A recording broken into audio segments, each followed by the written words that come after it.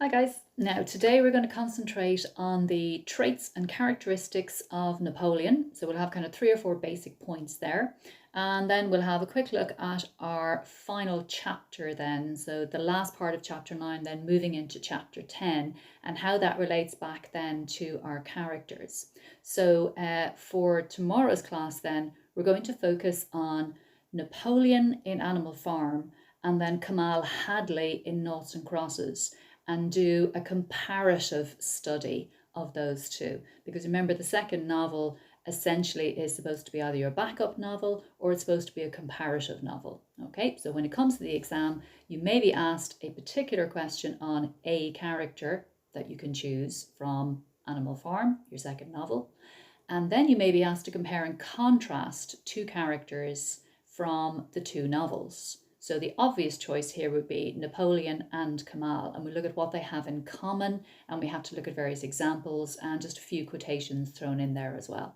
Okay, so the last day I was looking at kind of like the background essentially. Obviously the name itself inspired by Napoleon Bonaparte, and then of course the idea that Napoleon is supposed to represent the man of steel, Joseph Stalin himself. So remember that he cultivated the cult of personality, where he himself of course came to represent and embody the virtue and values of Russia or the Soviet Union. And remember, of course, that is exactly what Napoleon is trying to do in the novel. He is trying to set himself up then as basically the leader, the emperor, the president, the man in charge, and no one can possibly challenge or disagree with his opinion. So the cult of personality, of course, is in his actions and behaviors. So how does he develop that? Well, remember, of course, he has a bodyguard with him at all times. Remember, of course, that he has a food tester as well. That kind of relates back to, of course, medieval kings who would employ a food tester, literally because they were so paranoid about their enemies or rivals, of course, trying to kill them. And this is very important. It relates back to Stalin then, of course, that all the animals must publicly praise Napoleon and publicly devote themselves to him with these spontaneous demonstrations of affection and adoration. And remember that particular anecdote about Joseph Stalin, of course, the very few public appearances that he made and the speeches that he delivered. It was well known, of course, that basically, if you're in the audience, you would have to give him a standing ovation. So a round of applause, a lengthy round of applause, as soon as he finished. And he would stand there and just soak up, of course, all this applause and admiration. But the first person to stop applauding would be taken out and shot. So the whole point is that everybody would be applauding over and over and over again because nobody wants to be taken out and shot. So the whole point is you would keep on applauding maybe for 5, 10, 15, 20 minutes until Stalin had left the stage, and then you could breathe a sigh of relief. So it's reinforcing the idea then of the absolute power that's wielded by Napoleon in the novel and how he takes over slowly but surely and then asserts his power over the other animals and distorts the truth. Okay, so the power of personality is very, very important, and it's part of his tactics, kind of maneuvers essentially then, and how he uses Squealer then as his spin doctor or propagandist to do that. Remember we spoke about the idea of brainwashing the animals or indoctrinating the animals, these kind of subtle changes that happen throughout the novel until all the animals are just under his spell and nobody, of course, can voice their disapproval. Okay, so if we whittle it down then to our first basic point is that he is brutal and cruel. He is a ruthless animal. He's violent and vindictive. He holds a grudge. And the obvious target, of course, would be Snowball then as such. He's very suspicious and very paranoid then that Snowball, of course, is getting more acclaim and more attention than him. So therefore he has to be forced into exile. He has to be run off the farm, and then lies have to be spread about him, calling him a traitor. It's kind of emphasizing the idea that when he is ruthless and callous, he lacks compassion, sensitivity. No one can challenge him because otherwise that would undermine his power. So not only does he expel Snowball then, he betrays Boxer as well. This is sort of the idea here that even Boxer, whose motto was Napoleon is always right, will also be targeted if he is no longer useful to Napoleon. So remember that Boxer was promised then the perfect retirement, being put out to pasture, of course, to end his days in freedom and ease. And the whole point was, of course, that the pigs then lie about what's happened to Boxer. Even the Knacker's Yard's van, essentially, then they lie and essentially say this is an ambulance taking him to the animal hospital where he's going to be looked after, and he died peacefully then in his sleep. So it's reinforcing then how they distort the truth and how they use and abuse and exploit all of the other animals for their own gain. The second point then would be that he is ambitious and avaricious. Remember that avarice, of course, one of the 7 deadly sins, relates back to the notion then of gaining as much as possible for yourself. So avarice is greed then for money or for property or for possessions. And we see that, of course, we'll see in a moment then, chapter 10, it's all about what the pigs can get for themselves, how they secure and maintain that then. So Napoleon is motivated primarily by self-interest. He is greedy and grasping, he's ambitious and avaricious. He is selfish and secretive, he is hypocritical. Okay, he's not much of a talker, but he has a reputation for getting his own way. That's the direct quotation there as such. Okay, so it's reinforcing the absolute hypocrisy then of the pigs throughout the novella, okay, telling them to work hard and live frugally, okay, just to take what they need, not to overindulge. And then by the end, of course, we see them strutting on their hind legs, obese, of course, and indulgent. The third point will be then that he is corrupt. He is debased by power. That's going to be very important then when we're looking at the comparative element tomorrow. So he lies, he cheats, and he deceives. He gives special privileges to himself and, of course, his cohorts, the other pigs, even though all animals are supposed to be equal. So think of the obvious examples then. He dines on Jones's fine china, he wears clothes, he smokes a pipe, he eats sugar, and he carries a whip. And this emphasizes then the power that he wields over the other animals and his brutality, the kind of regime that he has created then, of course, and how he emphasizes that power and how he exercises that power over the other animals. Okay, so those are your kind of 3 or 4 basic points there, starting with the power and the cult of personality, then how ruthless and brutal he is, then how ambitious he is, and then how corrupt he is. So all you have to do then is relate it back to the novel and look at the very specific examples then. So remember, at the end of chapter 9 then, the pigs have to put a positive spin on Boxer's death. Okay, so Napoleon himself then addresses the animals, pronounces a short oration in Boxer's honour, and says it had not been possible to bring back their lamented comrade's remains, but he had ordered a large wreath to be made from the laurels. So he's explaining, of course, then, obviously, that the remains were not able to be brought back to the farm, but we know, of course, because they're actually sold. Okay, so the bones are ground down and turned into glue. So we can see, of course, think about how hypocritical and callous then Napoleon is, that he's exploiting the death of Boxer for money. Okay, so it's reinforcing that particular point there. You could make that particular point in terms of how brutal he is, okay, how hypocritical he is, but also how corrupt he is as well. Not only is he responsible for the death of Boxer, but he is now using that death in order to profit. Okay, so that would be a key point there then as such. And remember then, he takes the maxim or the saying, the little motto then that Boxer actually had, Comrade Napoleon is always right.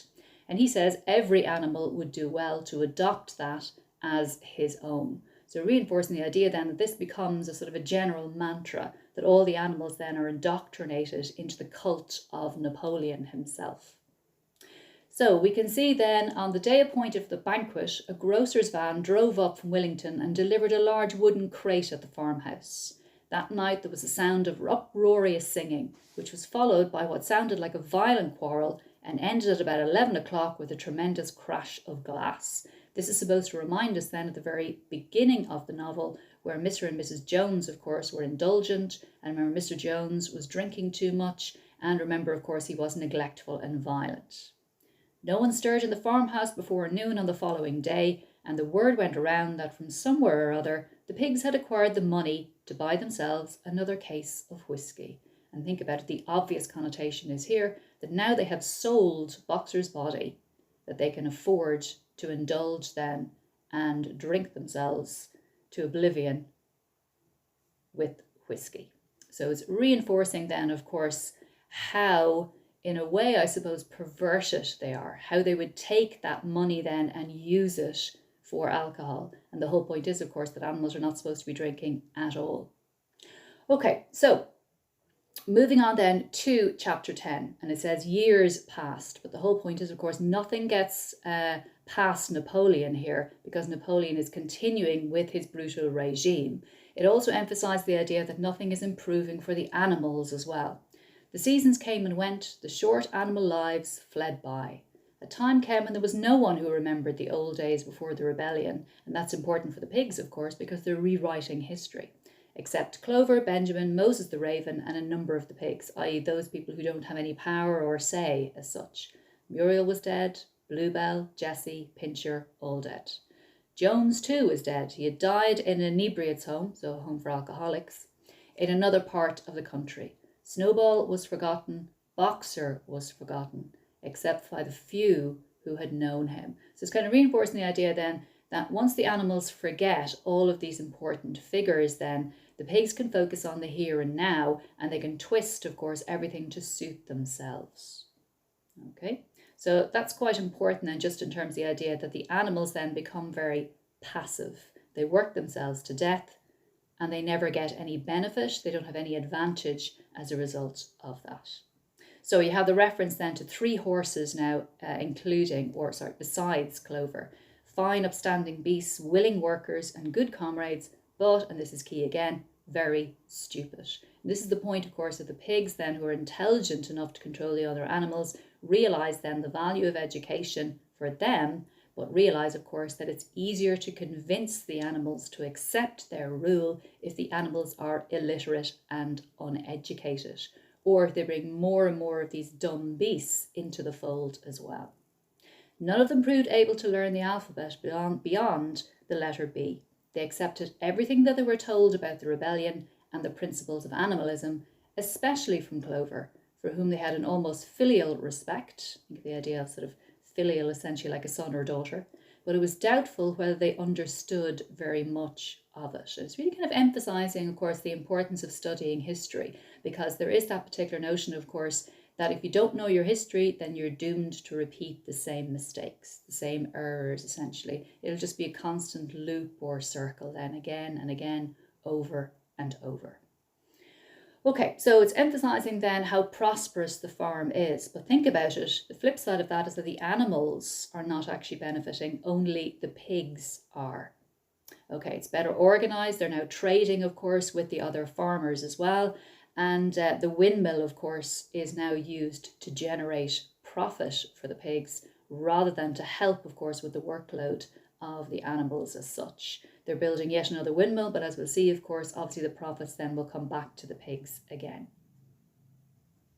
So Snowball, of course, had once taught the animals to dream. The stalls with electric light and hot and cold water, the 3-day week, were no longer talked about.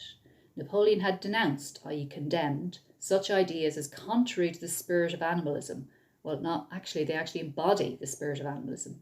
The true happiness, he said, lay in working hard and living frugally. So that's the point again, of course, just simply expecting something from the animals that he himself does not practice, i.e. he is a hypocrite as such then.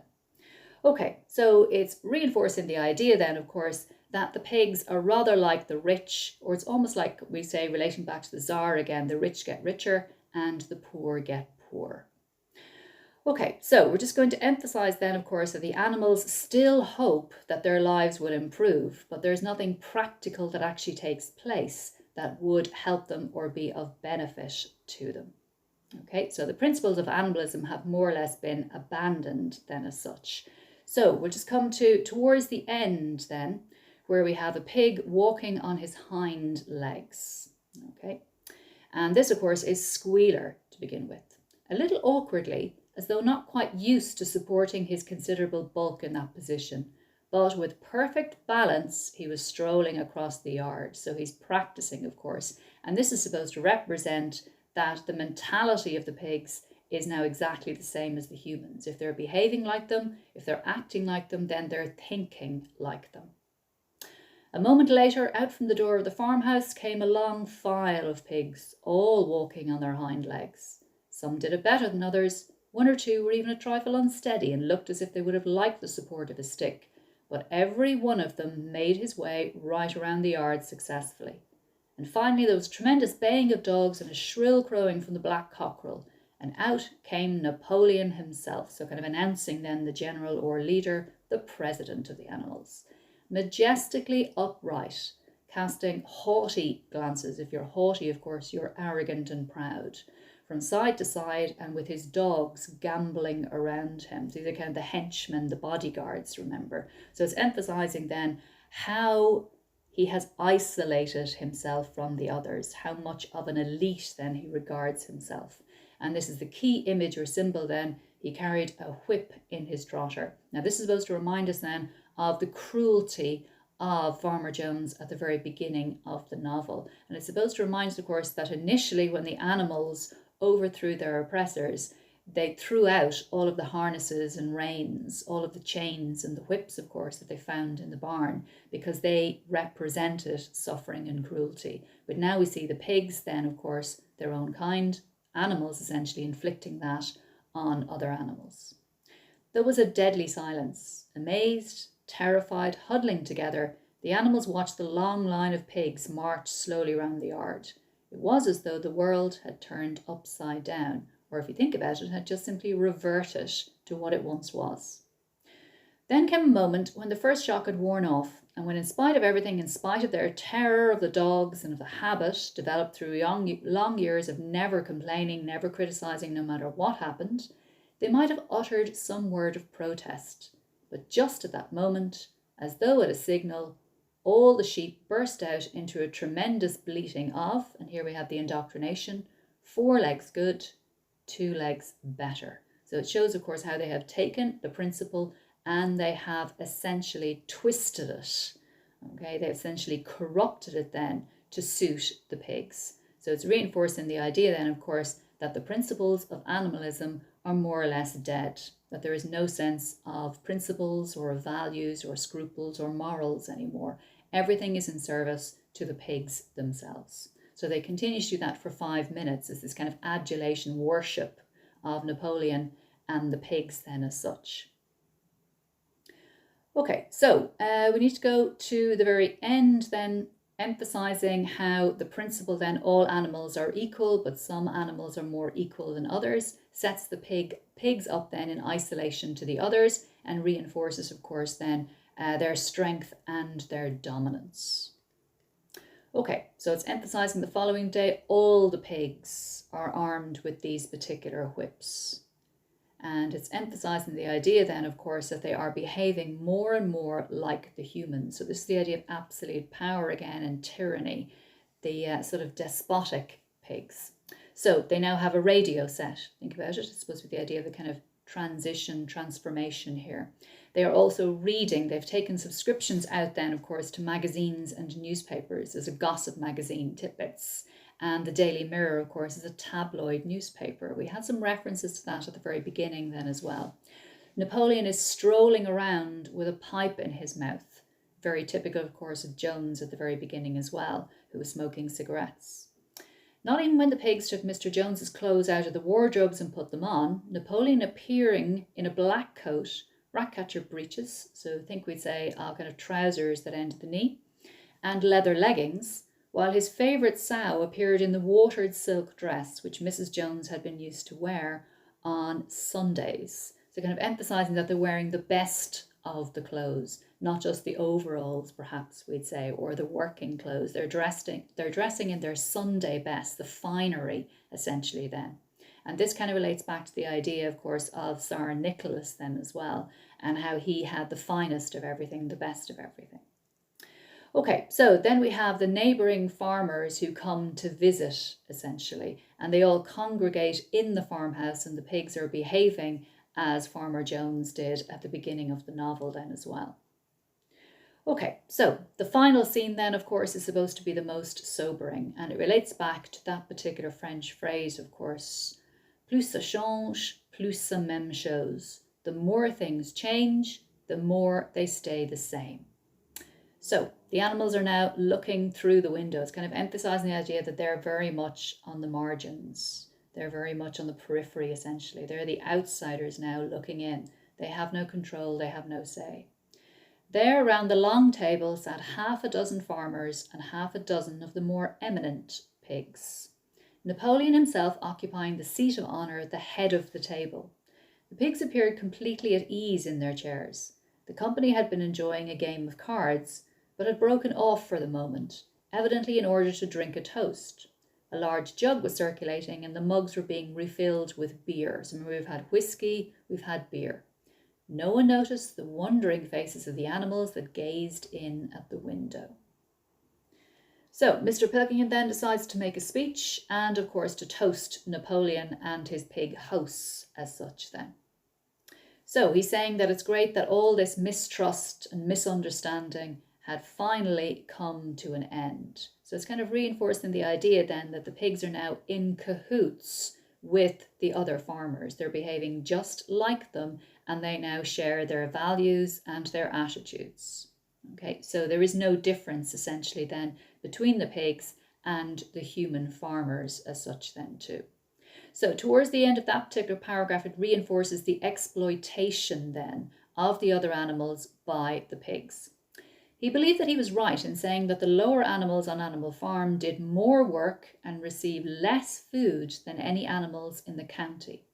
Indeed, he and his fellow visitors today had observed many features which they intended to introduce on their own farms immediately. So that's a telling sentence then, because it reinforces that the pigs are in fact worse than the other farmers. They're worse than the humans, and they are far worse than Farmer Jones. Farmer Jones was cruel and abusive. He was neglectful because essentially, of course, he was selfish and a drunk. But if you think about Napoleon, he's doing this in a calculated fashion. He's doing it deliberately. He knows that he's inflicting pain and suffering and deprivation on the other animals. The point is that he just doesn't care. So that relates back to how brutal and ruthless then Napoleon actually is. Okay, so he's just about to toast him then, of course. And he says then to charge their glasses, which just means to refill them essentially. Napoleon was so gratified that he left his place and came around the table to clink his mug again against Mr. Pilkington's before emptying it. So he made a very short speech then. He too, he said, was happy that the period of misunderstanding was at an end. So he's reinforcing then, of course, the idea that they own the farm and that they're running it to their satisfaction and for their benefit as such then. He's pretending, of course, that it's a cooperative. Okay, that the pigs own it jointly, but the reality is, of course, that he is in full control. Okay, so it's emphasizing then, of course, the prosperity, and this, of course, is the toast, prosperity to Manor Farm. So they're toasting the prosperity of Manor Farm, and this is reinforcing, of course, that everything is the same as it was at the beginning. They have simply returned then, of course, to the tyranny of Jones. And literally he says, to the prosperity of Manor Farm. So it is no longer Animal Farm because the pigs have simply decided to behave, of course, like the humans. Okay, so the animals then, of course, are shocked and horrified by that. So they decide to slink away from the farmhouse. So the second last paragraph then, but they had not gone 20 yards when they stopped short. An uproar of voices were coming from the farmhouse. They rushed back and looked through the window. Yet a violent quarrel was in progress. There were shoutings, bangings on the table, sharp suspicious glances, furious denials. The source of the trouble appeared to be that Napoleon and Mr. Pilkington had each played an ace of spades simultaneously. So the card game that they're playing is rigged. It emphasizes corruption here as such. So it's kind of the idea, of course, that if the game isn't even fair, then you don't have an actual winner or a loser. The pigs will always win. They will always have it their own way. And that is supposed to symbolize or represent, of course, the dealings on the farm as well, how the farm operates. That everything, of course, relates back to the pigs and what they want. 12 voices were shouting in anger, and they were all alike. No question now what had happened to the faces of the pigs. So this would be a key quotation. The creatures outside looked from pig to man, and from man to pig, and from pig to man again, but already it was impossible to say which was which. And remember, of course, that these particular characters are supposed to represent Joseph Stalin, and then if you think about it, Roosevelt, of course, and then if we think about it, Churchill. So it's kind of reinforcing the idea that there isn't that much difference as such when it comes to totalitarian regimes, or when it comes to politicians, or when it comes to people who are motivated by self-interest. You can't really appease someone who has that particular mentality. You have to fight it, essentially. You can't just simply accept it, because otherwise things will never improve. Okay, so think about it. You're going to be asked to write a couple of paragraphs on the main character. So obviously this would be Napoleon, so you need to have your very specific characteristics, and then you need to have your specific examples and a couple of quotations as well. So it doesn't have to be very, very detailed, but try to keep it precise. Don't waffle, don't wander off the point, and remember, of course, to give yourself time to check your answers as well. Okay, so in tomorrow's class then, I'm going to focus on the comparison between Napoleon and Kamal Hadley in Noughts and Crosses. See you then.